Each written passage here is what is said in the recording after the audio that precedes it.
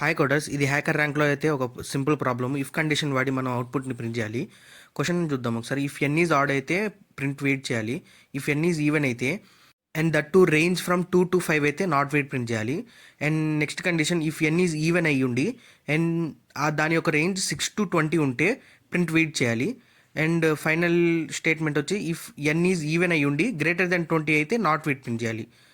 ఒకసారి నేనైతే ఎక్స్ప్లెనేషన్ చూస్తున్నాం. ఒకసారి ఇక్కడైతే 3 ఇచ్చాము. శాంపుల్ అవుట్పుట్ వచ్చి వేర్డ్ అండ్ సెకండ్ కేసులో 24 ఇస్తే నాట్ వేర్డ్.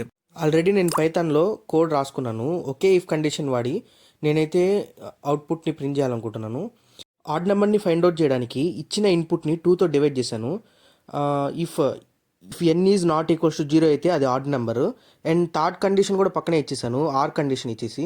థర్డ్ కండిషన్లో ఏమి ఇచ్చినారంటే ఎన్ ఈవెన్ అయ్యి ఉండి and the range of 6 to 20 ఉంటే వెయిట్ అని ప్రింట్ చేయాలి మనము.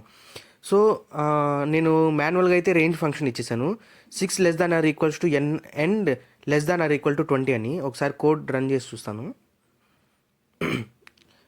ఓకే, మనకి టెస్ట్ కేసెస్ అయితే రన్ అయ్యి. So this is the another way of finding range. Okay, thank you.